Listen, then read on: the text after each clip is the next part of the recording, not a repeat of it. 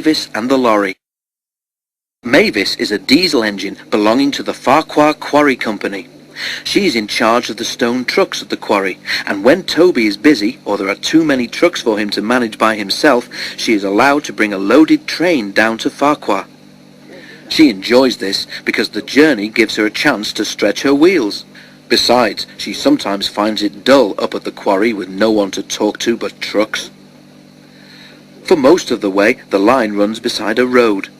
Mavis is always very careful, especially at the place where Thomas once had an argument with a policeman. A road crosses the line here, and though there are warning signs, some of the cars and lorries come round the corner much too fast. They make Mavis nervous. "There'll be an accident one day," Mavis's driver often says as they pass the place, and she feels sure he is right.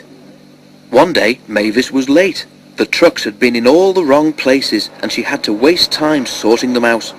As she came down the line, she felt them surge against her. "Stop pushing," she growled. They neared the crossing, and Mavis saw a lorry coming towards them. "He'll stop when he sees us," she thought. But she couldn't know the lorry driver was new to the island. The last thing he expected to see was a train. Much too fast, the lorry approached the corner. Too late, the driver realized it was sharper than he expected. He swerved, and at that moment he saw Mavis halfway across the road. He braked hard and swung the steering wheel, but he was too late. The lorry's front bumper just caught Mavis's cowcatcher, and the lorry left the road and skidded into a ditch. With a loud crash, it fell onto its side. Mavis, who had already stopped, watched in horror. "Ouch!" she exclaimed. "That hurt." "I didn't push him over," she cried in alarm. Her driver laughed and jumped down. "No one's blaming you," he said, "but I hope the lorry driver is all right." The lorry's right-hand door was deep in the ditch, but now a figure could be seen struggling to climb out at the other side. Mavis's driver went to help. "Is that a train?" the man demanded. "It certainly is," laughed Mavis's driver. "You must be new here not to have seen us before." Mavis's front was bent, but she wasn't badly hurt. Her owner sent her to be mended and asked the fat controller if he could borrow Toby while she was away. "What about the trucks down here, sir?" Toby asked anxiously. The fat controller nodded. "I'm afraid it will mean more work for you, Percy," he said, "but Toby's side plates make him the only engine who can go up there. You remember what happened to Thomas, don't you?" And with that, they had to be content. Toby's seaside holiday. The fat controller first met Toby and Henrietta a long time ago when he was on holiday in East Anglia. Later, when their line was closed, the fat controller heard about it and brought them to Sodor. Before that, Toby had worked at a harbour with several of his brothers. The harbour had been busy and the engines were kept bustling about, but Toby never really had a chance to exercise his pistons properly until he had his own line to run on. One day, Toby was resting alone in the shed at Farquhar. That morning, Percy had been talking about the harbour at Knapford. Toby remembered the old days when he had worked at a harbour too. "I'm too old now to dash about like I did then," he thought. "Backwards and forwards all day long, between the harbour and the big station, with never any chance of a holiday. But I did go to the seaside once," he remembered. "For a while, anyway." His driver and fireman had been so excited when they came to work one day. "We've been promised a trip to the seaside," they said. "What do you mean?" asked Toby. "There's a seaside village near here," explained the driver, "where they have a festival each year.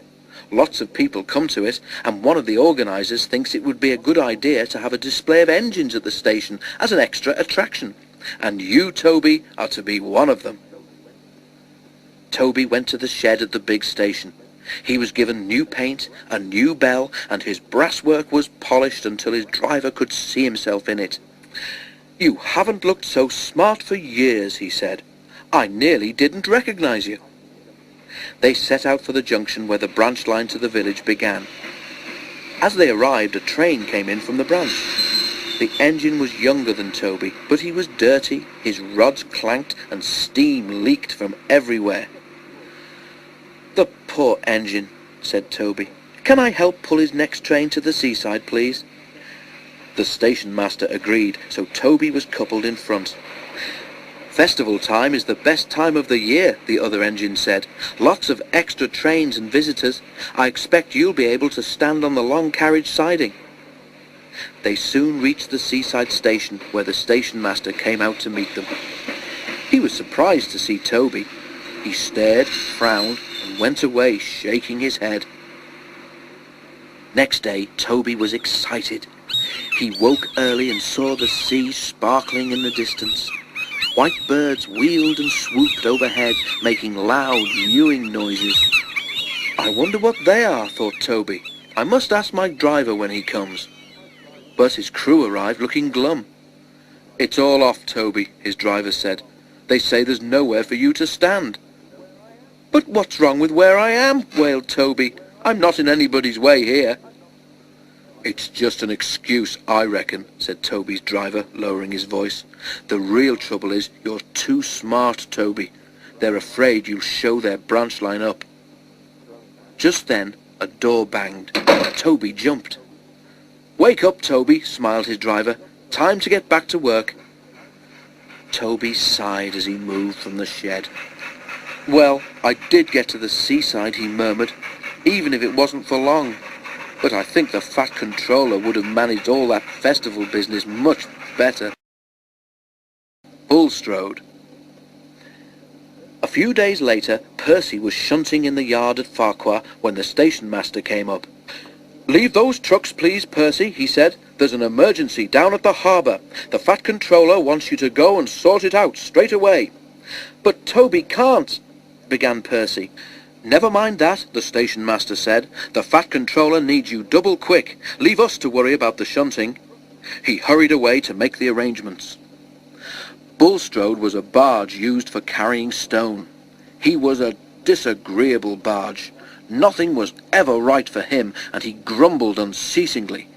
Trucks grumbled too, but they went a patch on Bulstrode. Come on," shouted Bulstrode rudely one morning. "Why aren't you trucks where you should be? How can I be loaded if you dawdle about up there, eh?" "There's no engine, and we can only go where we're put," retorted the trucks crossly. "You're in the wrong place, not us."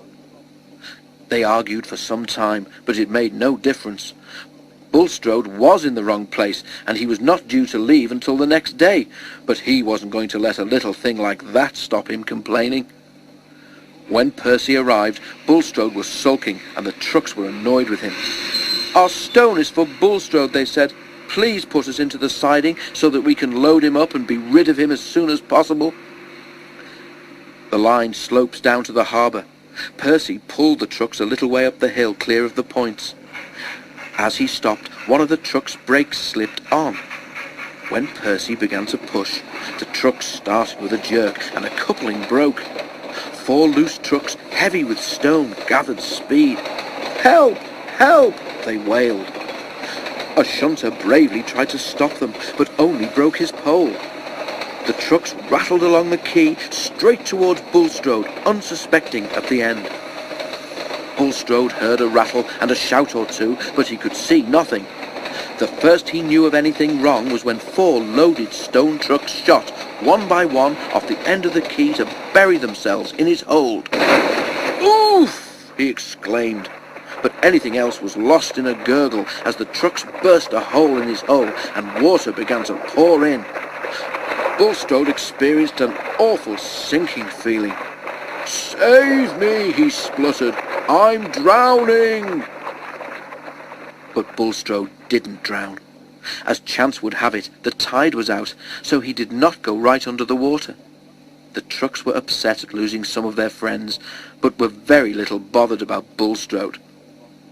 Nothing but a nuisance he was, they said to each other, always barging in and moaning about not being loaded fast enough.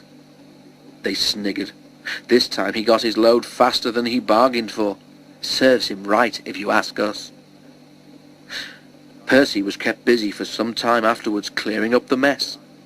When the remains of the trucks had been lifted out of the water, he took them to the scrapyard while workmen rescued what stone they could.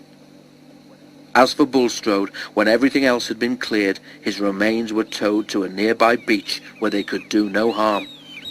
Now children play happily among the wreckage. If Bulstrode is still grumbling, as I expect he is, the children take no notice. Toby takes the road. While Percy was away, Terence had done all the shunting in the yard. "Adaptable," he boasted. "That's what my owner says I am. Go anywhere, do anything, that's me. You take my advice and scrap your rails. Broaden your outlook, like me." "Pooh," said Percy. "Me plough a field? I prefer to stay on my rails, thank you."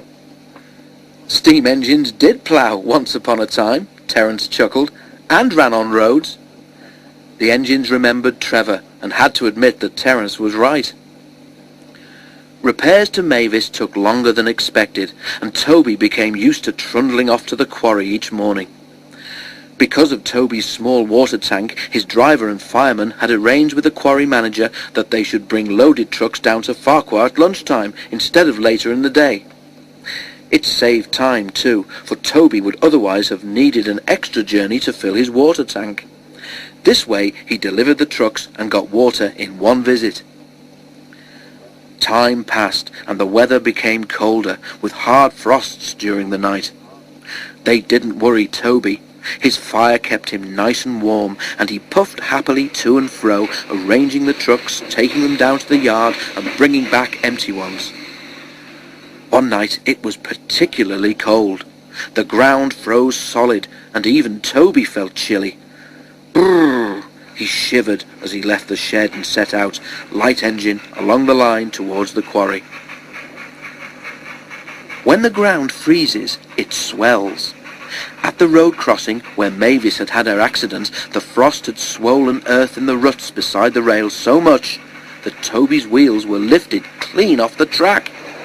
There was a crunching noise, a rumbling, and Toby began to shudder.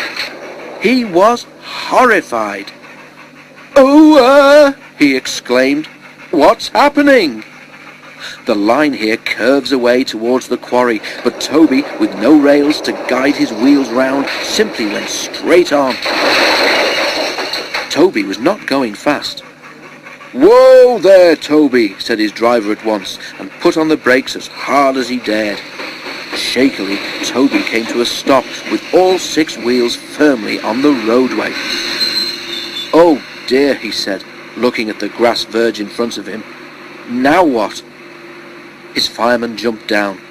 "No problem," he said. "With care we can have you back on the rails in no time." "I don't see how," said Toby, sadly. Directed by the fireman, the driver carefully reversed Toby along the ruts his wheels had just made. At last, with a thud and a jolt, Toby felt the rails safely beneath his wheels once more. He heaved a sigh of relief. "Well done, Toby," said his fireman. "Now I'll spread a few hot ashes from your fire along there so that it doesn't happen again. Then we can get safely up to the quarry and no one will be any wiser."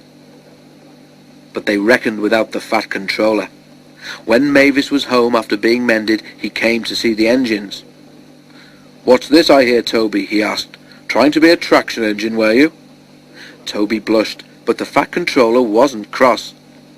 Toby told him about Terence. The fat controller laughed. "If I were you," he said, "I should leave the roads to what they were made for. You stay on the rails, you'll find them much more comfortable." Toby the tram engine was quick to agree.